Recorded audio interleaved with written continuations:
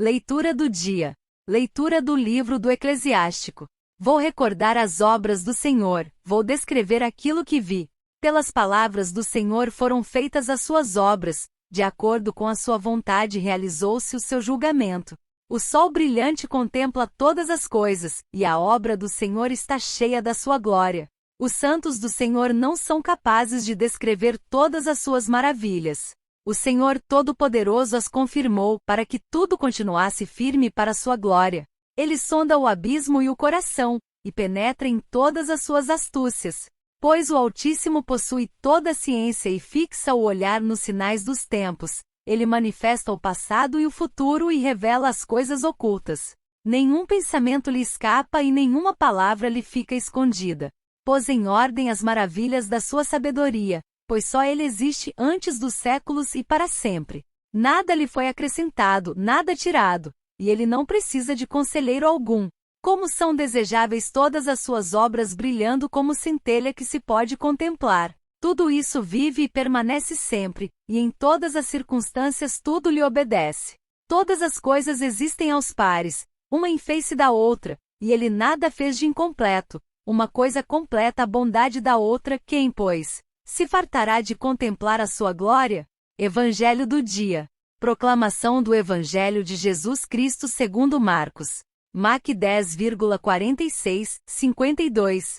Naquele tempo, Jesus saiu de Jericó, junto com seus discípulos e uma grande multidão. O filho de Timeu, Bartimeu, cego e mendigo, estava sentado à beira do caminho. Quando ouviu dizer que Jesus, o Nazareno, estava passando, começou a gritar: Jesus, filho de Davi, tem piedade de mim. Muitos o repreendiam para que se calasse. Mas ele gritava mais ainda: Filho de Davi, tem piedade de mim. Então Jesus parou e disse: Chamai-o. Eles o chamaram e disseram: Coragem, levanta-te, Jesus te chama. O cego jogou o manto, deu um pulo e foi até Jesus. Então Jesus lhe perguntou: Que queres que eu te faça? O cego respondeu: Mestre, que eu veja. Jesus disse: Vai, a tua fé te curou. No mesmo instante, ele recuperou a vista e seguia Jesus pelo caminho. Palavras do Santo Padre.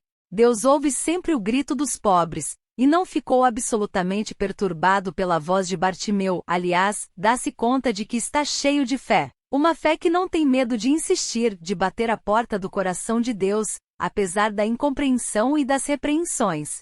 E aqui reside a raiz do milagre.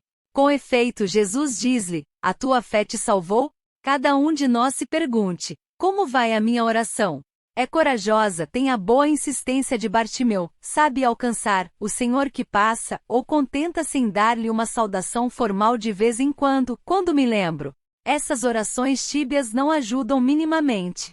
Ou então, a minha oração é substanciosa, exponho o meu coração diante do Senhor. Apresento-lhe a história e os rostos da minha vida?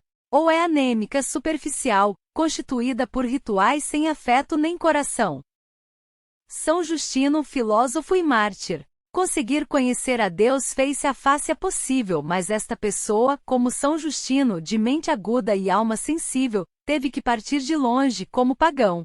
Ele viveu na Samaria no século I depois de Cristo, e cresceu nutrindo-se de filosofia. Os mestres do pensamento grego foram aquela luz que acompanhou o santo na sua busca do ser infinito, que seduz pelo conhecimento e que, se pudesse, chegaria perto e até o explicaria com a força da racionalidade.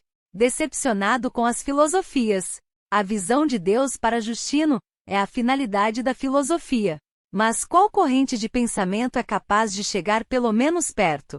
O samaritano de Flávia Neópolis, sua cidade natal, bateu à porta de estoicos e pitagóricos.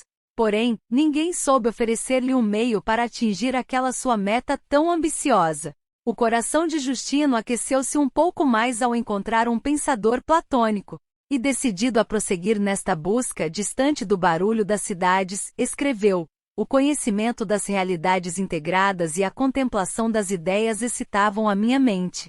Pode falar de Deus quem o conhece. No lugar retirado que escolheu, descreve em seu diálogo com Trifão, encontrou uma pessoa idosa com quem discutiu sobre a pessoa de Deus.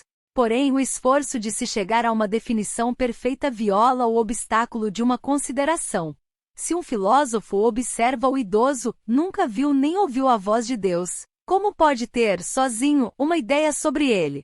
Então, o diálogo prossegue em direção aos profetas. Falaram de Deus durante séculos, e profetizaram em seu nome sobre a vinda do Filho de Deus ao mundo.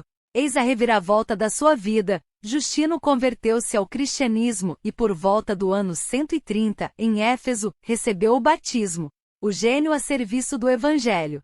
Com o passar do tempo, Justino se desloca para Roma, onde funda uma escola filosófica, e se torna um anunciador incansável de Cristo entre os estudiosos pagãos. Escreve e fala de Deus que finalmente conseguiu conhecer, mediante a categoria e a linguagem dos filósofos.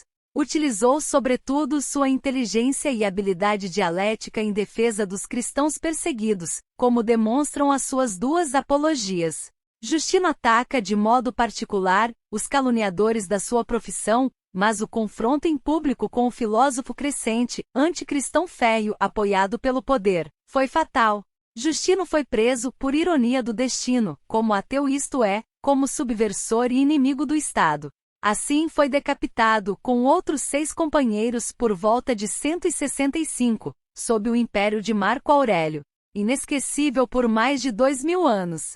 A fama do missionário filósofo, do qual se deve a mais antiga descrição da liturgia eucarística, torna-se eterna. Inclusive o Concílio Vaticano II citou seu ensino em 2 grandes documentos, a Lumen Gentium e a Gaudium Spes.